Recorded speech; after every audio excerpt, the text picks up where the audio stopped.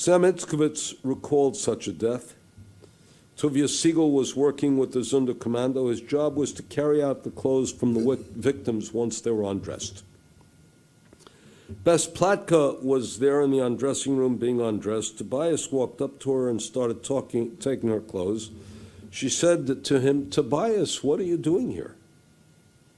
I'm going to come out and I'm going to want my clothes." He said, "You won't need it. In the next 5 minutes, you'll be dead." Well, she got hysterical. She went berserk. As she took her panties off, she threw them in the SS man's face and called him, "You murderer." He tried to get her to shut it up. He pulled out his gun and tried to pistol whip her. While he was pistol whipping her, she said, "You're not going to kill my child. I gave it life and I'm going to take its life." She choked her baby to death, threw the baby in his face. She reached and she had a big European beer bottle with very thick, heavy glass. And she got one of those bottles. She didn't have any beer. It was a bottle with water. She grabbed the bottle. She hit him over the head with the bottle and knocked the bastard out. As he fell to the ground, she grabbed his gun and emptied the whole chamber into him. Blood flying all over the place, and the guards outside came in and shot everyone who didn't want to go into the gas chamber.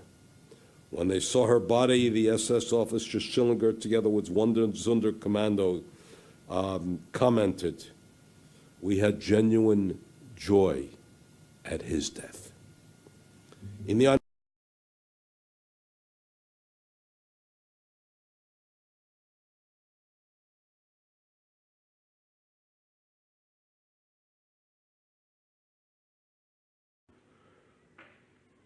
Und aus Warschau noch. Ja. Wir hatten noch damals aus Warschau einen Transport. Ja, das kann sein. Damals, wenn der Rapportführer von der Lager Schillinger tot war. Ja. In dieser Nacht, wo er erschossen geworden ist. Waren Sie da dabei, als der Schillinger erschossen wurde? Nein, er ist erschossen geworden im Bunker. Es heißt, im Krematorium-Bunker hat man das genannt, nicht in dem Forum. Wir haben das 20 Minuten später auf der Rampe erfahren, durch den Unterscharführer Effinger.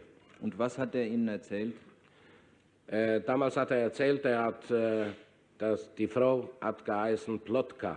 Die kam mit einem Transport an? Mit einem Warschauer Transport. Sie war Tänzerin vom Beruf oder sowas.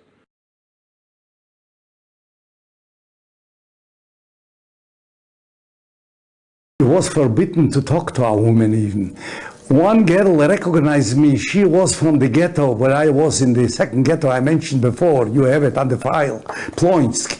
P-L-O-N-S-K.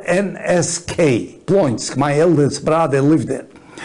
And she recognized me. She hollered, "Henry, Henry, Henry." And I looked around. I see it, nobody. And I see a woman approaching to me. And I don't see any danger. Nobody sees it. He was a name, a guy. He was an SS man. Hitler wasn't as bad as this guy. You can imagine what kind of person. Can I go on? Or? Yes, please. And then I talked to her. What she wants to know from me, if I know anything, her family. Let's say Mr. Levine. If it's any families from Levine's name, you know it. I wouldn't know it because Lee didn't have names. I told you, Lee had only numbers. So I talked, and suddenly he appeared, the guy. His name was Schillinger. The whole Auschwitz, the whole around 20 miles probably, knew about Schillinger. And the fear of him was like the devil. You wouldn't have fear more than for a Schillinger. And he came close, he come, he called me. And she ran away, the girl. He didn't want her, he wants me. And he started to beat me up. And you can't imagine a human being wouldn't have mercy on each other as all to beat me up.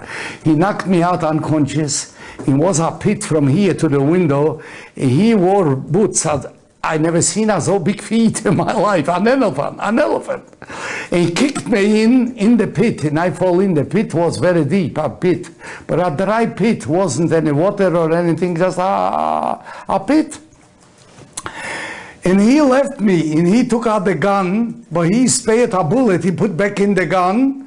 I didn't see this because I was unconscious. I was in the pit. But who saw it? my girlfriend, what I married her, Anna, worked in the laundry, crossed the pit where beat me up from here about 10, 20 feet from there. They saw through the window the whole story. They told me later, the story is when I counted. Was another incident like this. Schillinger, finally, after he beat me up, I didn't believe in God anymore. I prayed to the Gerer Rebbe, and I said, Rebbe, help me. If you have mercy on me, before I die, I want to see this man dead, the Schillinger. It took not even 2 whole weeks. Our transport came from Warsaw. It was a beautiful girl, a Jewish girl, all of what you don't find as a beautiful girl. She was trained to handle guns. She got undressed. She had to enter the last door, what they put in the cyclone, the gas. Everybody got in, but 50 or 100 or 200, whatever, and then they pour in the gas. She refused to go in. She was naked.